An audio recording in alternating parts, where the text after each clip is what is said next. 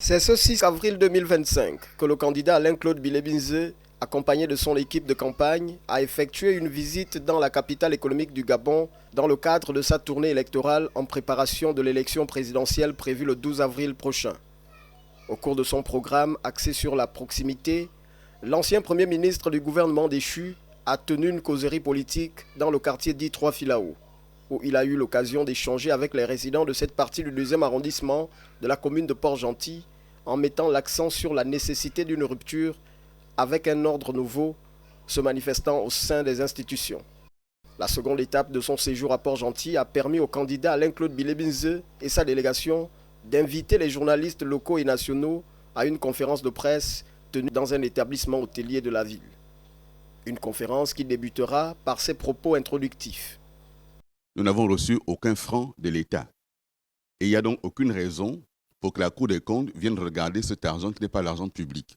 Et donc, nous ne donnerons pas de compte de campagne dans ces conditions-là tant qu'on n'a pas reçu d'argent public. Et si c'est l'argent privé que nous utilisons, c'est-à-dire l'argent du candidat, je ne vois pas en quoi cela concernerait la Cour des comptes. Mesdames et messieurs, les évêques du Gabon viennent de lancer un appel à la paix. Dans cette année décidée par les hautes autorités catholiques, année de l'espérance, cet appel à la paix nous interpelle tous.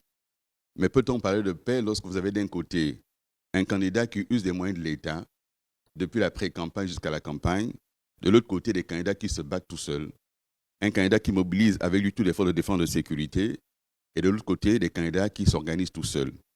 Nous pensons que cette paix, elle est indispensable pour notre pays, mais qu'il aurait été intéressant qu'en amont on vérifie les conditions d'organisation équitable du scrutin. Depuis quelques jours, nous entendons quelques voix s'élever pour appeler quitte au boycott, qui a voté blanc pendant le scrutin. Nous le disons simplement, face à l'oppression, l'abstention ou le boycott, c'est un soutien à l'oppresseur. Il faut que les Gabonaises et les Gabonais se lèvent pour aller voter massivement contre la dictature qui tente de nous envahir. Pour celui qui est affectueusement surnommé Billy par ses admirateurs, l'élaboration d'une politique nationale figure parmi les axes prioritaires de son programme sociétal. J'ai indiqué tantôt qu'il faut investir dans la rénovation urbaine. Dans le projet que nous portons, nous avons indiqué que nous allons consacrer une enveloppe annuelle de 20 milliards de francs CFA par province pendant 5 ans. Et donc, ça veut dire 100 milliards par province pour rénover nos provinces, pour remettre à niveau les services sociaux de base, mais aussi pour investir dans les loisirs, dans le sport, mais également dans la sécurité. Sur Port-Gentil en particulier, il s'agit de refaire le plan d'urbanisation de la ville. Il s'agit de faire la rénovation urbaine qui va employer les jeunes dans les quartiers. Il s'agit de mener une lutte acharnée contre la drogue et la délinquance. Ça va aussi donner une présence policière davantage dans les quartiers en termes de proximité. Cette présence de jour et de nuit, d'une part, mais d'autre part, trouver de l'emploi aux jeunes. Parce qu'en réalité, le premier problème qu'il faut résoudre, c'est le problème de l'emploi. À cela s'ajoute également la question relative à la nouvelle constitution adoptée lors du référendum du 16 novembre dernier. Les Gabonais sont sortis de ce référendum sans avoir compris exactement ce pour quoi ils votaient. La campagne référendaire a été une grande duperie. On a dit aux Gabonais, votez oui pour l'emploi. Ils ont voté oui, il n'y a pas d'emploi. Et en réalité, on a parlé de tout, sauf du contenu de la Constitution. On se retrouve aujourd'hui avec un code électoral qui met en œuvre certains aspects de cette Constitution et qui exclut les Gabonaises et les Gabonais de la participation à ce scrutin en tant que candidats. Vous avez suivi ceux qui ont été exclus pour des questions d'âge, soit moins de 35 ans, celle qui est à ma droite, qui a posé une candidature, mais qui n'a pas 35 ans, candidature rejetée. Soit pour avoir plus de 70 ans, et vous connaissez ceux qui ont été rejetés, son candidature a été rejetée à cet effet. Ou alors parce qu'il a manqué l'acte de naissance d'un parent. Ou alors parce qu'il a manqué l'acte de mariage. Tout ceci est totalement antidémocratique et restrictif des libertés. Nous allons remettre en cause ces éléments-là. Vous demandez est-ce que ce sera par voie référendaire. La première chose, c'est qu'il faudra dissoudre le Parlement et convoquer des élections. Le nouveau Parlement pourra tout à fait examiner en toute légitimité cette question référendaire.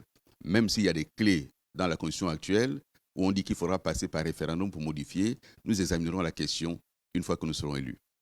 Pour l'ancien ministre d'État chargé de l'énergie, Le projet concernant l'eau et l'électricité qui suscite divers débats à travers le territoire national nécessite néanmoins quelques éclaircissements. Il y a 3 éléments dans ce projet.